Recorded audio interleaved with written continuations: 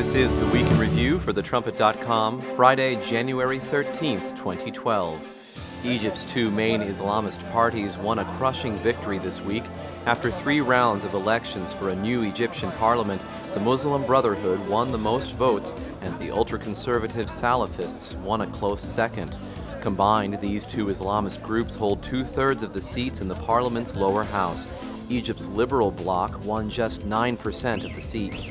Elections for the upper house begin at the end of the month.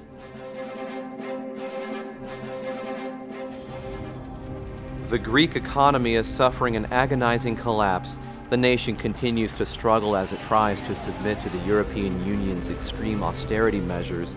Yet even though money is incredibly tight and EU bailout funds are so hard to come by, much of that money is coming to rest in the accounts of German weapons makers. According to arms export statistics recently published by Germany, Greece is Germany's second largest customer for armaments. Due to its ongoing rivalry with Turkey, Athens has spent as much as 4.3% of its GDP on defense, the highest figure among EU nations. Much of that spending is on German missiles, tanks, and even submarines. Even though the Greek economy is now sinking outright, German industrialists have forced the Greeks to pay up, even while basic services go unfunded. Not only have they refused to cancel existing contracts, but sources say that the Germans are angling to win more orders if and when Greece gets its next bailout payment. Greek businesses and households are paying higher income, property, value-added, excise, luxury, and special taxes.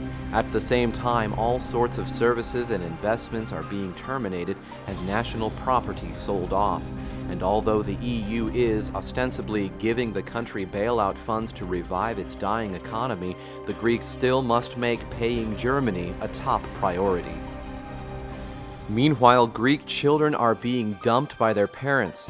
An Athens youth center has reported that sons and daughters, including a newborn baby, have been left at its doorstep in recent months. The founder of the Ark of the World Youth Center said that over the past year, hundreds of parents have come and asked to leave their children because they have no money for food or shelter. An American foreign relations expert has said that Germany today is strikingly similar to the way it was before World War I. The statements were made by Tony Korn, a former professor and trainer for State Department personnel. Korn said he recognized sinister parallels between the efforts of German elites today and those of the German Empire before the First World War. He said that German elites have configured an unofficial economic imperium in Middle Europe, and that Berlin is trying to make the 27 members of the EU into modern counterparts of the 27 states of the German Kaiserreich. Korn also said that Berlin's current political leadership today demonstrates the same lack of statesmanship as on the eve of World War I. The Trumpet is watching for a strong man to arrive in Berlin who will greatly outshadow the Kaiser, Adolf Hitler, and even Charlemagne.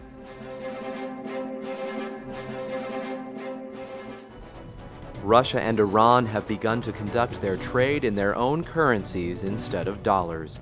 Iran's state-run news agency, Fars, announced the development last Saturday. The proposal was made by Russian President Dmitry Medvedev at a recent meeting with his Iranian counterpart.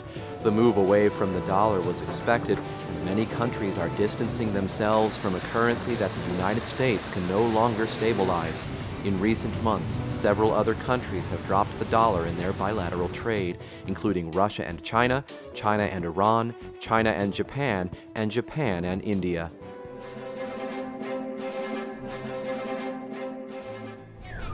One woman was trampled to death by a crowd at the University of Johannesburg last Tuesday.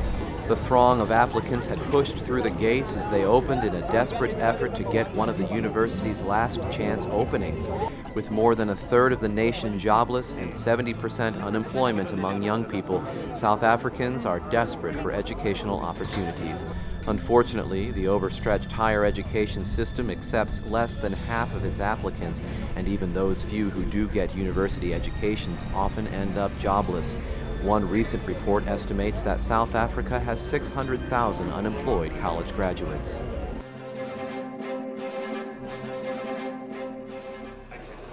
Scotland is considering a referendum to break up with Britain. Britain came into being in 1707 with the Act of Union between Scotland and England, but some in Scotland are ready for that union to end. Scottish First Minister Alex Salmond is preparing the country for the referendum and wants to hold it in 2014. That year marks the 700th anniversary of the Battle of Bannockburn, and nationalist emotions will be high. However, British Prime Minister David Cameron has called for the referendum to be held within 18 months, to contain 2 clear choices, and to be legally binding. Recent polls indicate that the majority of Scots don't want independence, but months and years of campaigning and debating dissolution will only weaken the United Kingdom.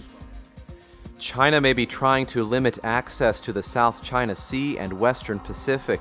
That was the warning last Tuesday from Admiral Jonathan Greenert. Over half of the Navy's deployed ships are in the Western Pacific in an attempt to counter China's rising power, but Greenert suggested that Beijing may already be targeting these ships with cyber attacks. The United States and Britain used to control the vast majority of the globe's sea gates, but China, Iran, and even other nations like Argentina are successfully challenging that superiority, and the world's seas may soon be up for grabs. That is the Trumpet.com Week in Review.